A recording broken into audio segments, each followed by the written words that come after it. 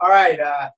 This question comes from Jason. I hear so many different opinions on whether to do heavy weights and short reps or light weights and more reps, which is best.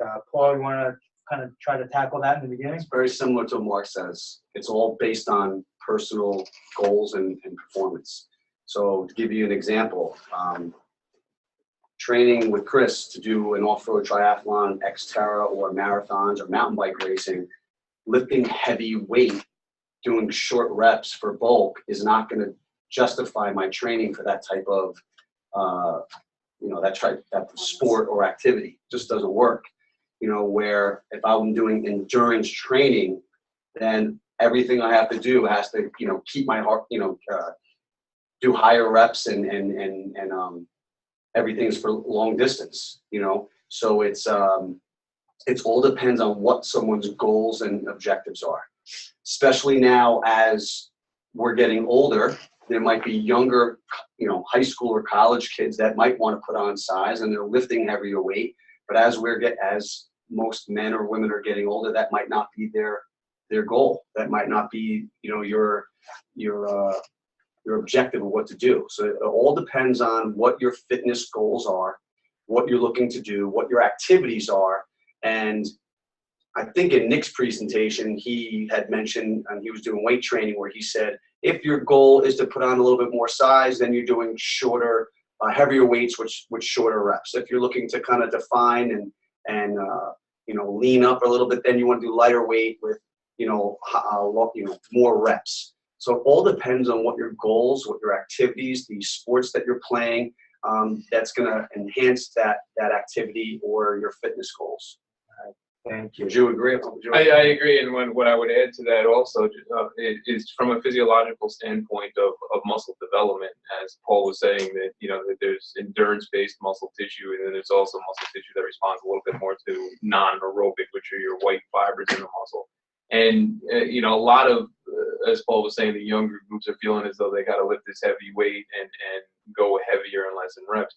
What I would add to that is that the muscle is looking for a stimulus. So the stimulus can be applied in several different ways. If it's going to be heavier weight and less repetitions, you can actually lighten the weight, slow down your movement, reach what's called temporary muscular failure within an 8 to 10 or 8 to 12 repetition range where you couldn't do another rep, and it's a lighter weight, but your movement's slower. You're going to stimulate the muscle tissue the same way you would as if you put on a massive amount of weight and only did 4 or 5 reps out of there. So there's a lot of ways to get the same results. And more often than not now, the weight that's heavy are the ones that are placing a greater risk of injury on somebody that can't handle that weight correctly. And all the stabilizer muscles are handling that a little bit more. So it's just a matter of the muscle function. But I think you're spot on with it. It really depends on the goals of the person. Can I do a follow-up question for that? So I know my fiance really loves calisthenic work. So he hates gyms and refuses to go with me ever. But it's funny. Unless it was at Club Fit. He did come to Club Fit a couple times, so he did. I dragged him there kicking and screaming. But so I think, maybe if we could talk about, how that relates then, what we're talking about, how that relates to calisthenic movement. And calisthenic movement is with no weight, you're just moving your body weight, doing squats, doing push-ups, pull-ups, those, compound movements that are targeting your whole body. If people are more knowledgeable of this, I think it might be easier for them to hit these fitness goals if they have crazy outlines, because everyone thinks I have to be a part of a gym, I have to do this. So maybe if we can make that more accessible when we talk about, calisthenic work a little.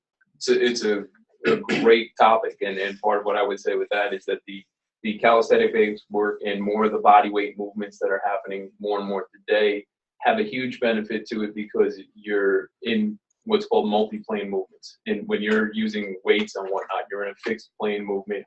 You have in a muscle what's called proprioception of a muscle. It's how your body responds to changing directions, changing lateral. So a lot of the old school sort of just lifting weights where you're stimulating growth within a particular muscle group. Now, more than ever, the dynamic movements are really benefiting people in functionality of everyday life. Your balance is a lot better. Your ability to just move, bend over, pick things up, that style of training is more than ever equating to life where it's actually helping you. Where the old school, you know, I was a powerlifter for a long time. It's like, all right, how often am I pushing a refrigerator? Not that often.